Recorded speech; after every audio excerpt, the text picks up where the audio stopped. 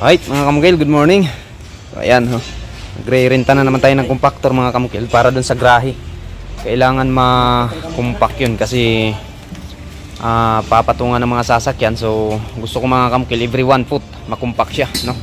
So gaya pa rin ng dati dito tayo sa nire-rentahan natin dati sa Iligan, no? Ito po yung business talaga nila. Ayan, bali ito yung nire-rentahan natin. Medyo maliit siya, no? Kapag ka maliit, may kamurahan din yung rent. Pagka malaki, medyo malaki nito. Yung una kong renta, mas malaki nito, no? Kasi nasa mga 90 cm to 70 cm yung kinukumpak natin. Kaya kailangan ko ng mas mabigat na compactor. Ngayon mga kamukil, umpisa pa kasi sa pagtambak. Kaya every 1 foot kukumpakin, no? So kung magtatambak tayo ng 60 to 40 cm, so apat na pabalik-balik, no? Sa buong araw pagkukumpak ngayon. So, ito yung pinaka-target. Bukas naman yung babalikan ko dito pag sa uli natin ito. Ano na naman, itong submersible pump, no? Yung re-rentahan natin. So bali yung grahe ng trabaho natin, additional na yun mga kamukil sa trabaho natin. Hindi nakasali yun sa ano.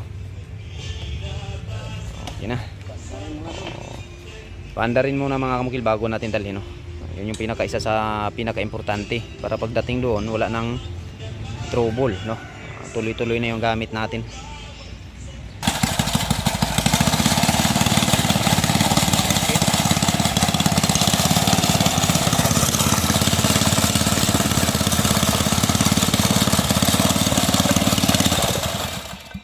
Na.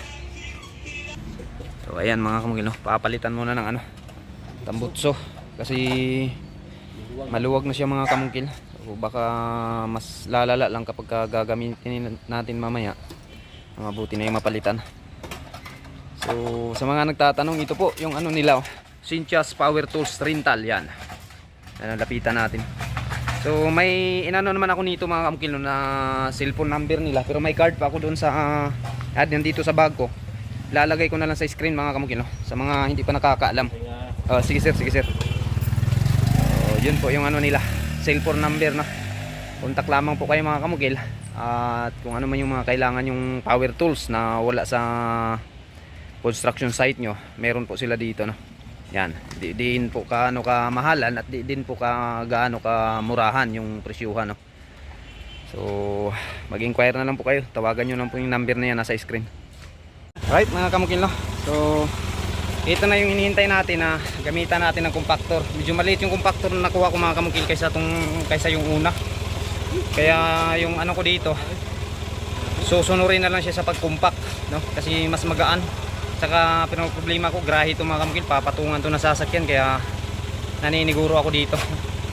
Di katulad dyan sa loob ng bahay, tao lang naman yung maglalakad-lakad, kaya walang problema. So bali, unang load, dalawang mini dam, yung unang load nila. Basta sinabi ko na kay sir, na hanggang saan lang, no? Pagka dating dyan sa limit namin, stop muna, tapos painsan muna yung isusunod.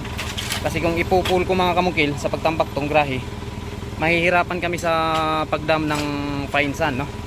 Saka iba pa, kaya dyan lang muna. Pagkatapos nito, matapos sa loob, papadam naman tayo ng ganito. So maganda yung pantambak natin na nakuha, no? Yan. O sulit, may mga bato. So dadaanan ng compactor mamaya. So, ito na yung ano natin. Right. So sa mga naghahanap ng pantambak, mamaya ilalagay ko yung number, no, sa link.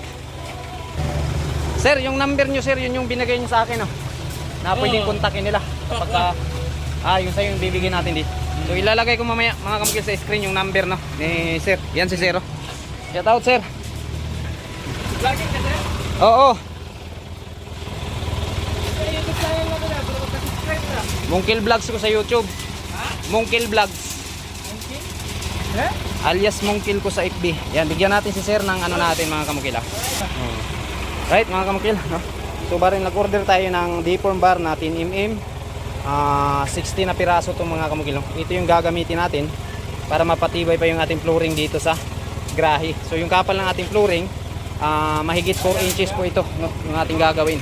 So mahigit 4 inches, and then mula doon pa-slope siya. So abangan nyo rin mga kamukil ano yung diskarte sa grahe kasi may mga maling diskarte din sa grahe na nakikita natin, no? So ito ipapakita ko sa inyo kung ano yung tamang sloping pagdating sa grahe, kapag may sloping yung ating grahe pagdating dito. Nakapatag na kasi ito mga kamukil.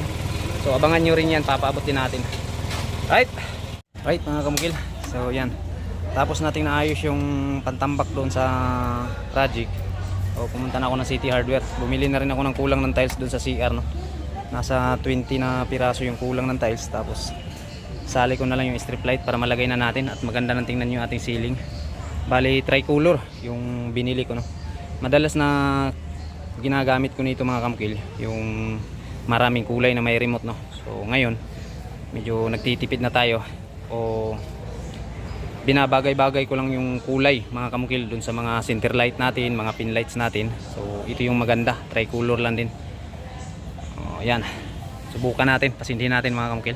So may video naman ako nito mga kamukil kung paano mag-installer ng ganito, no? Hanapin nyo na lang sa ating YouTube channel. Meron din sa ating FB page, makikita nyo yan.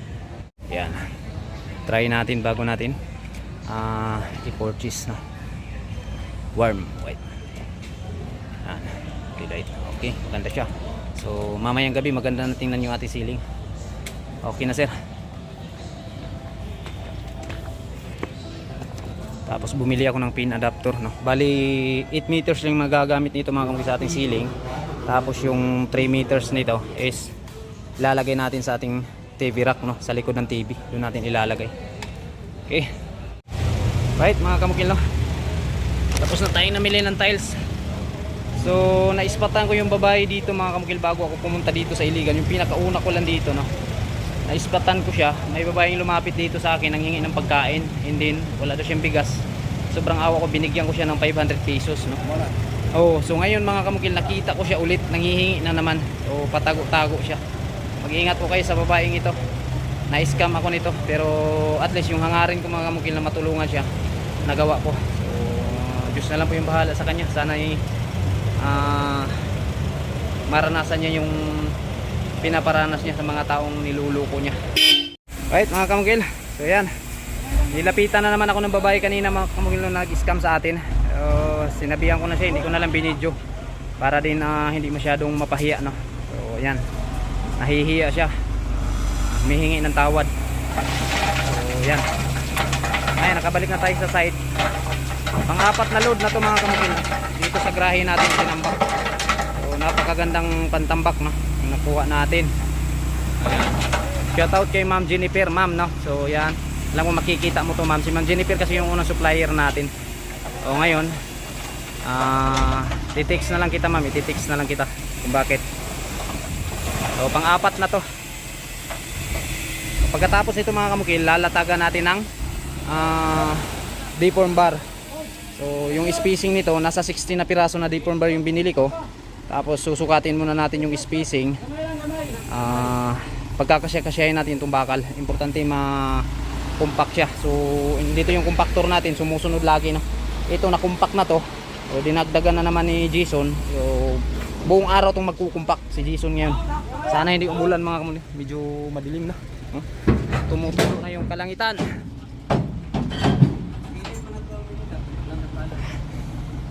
So bawat load, 2 mini dam.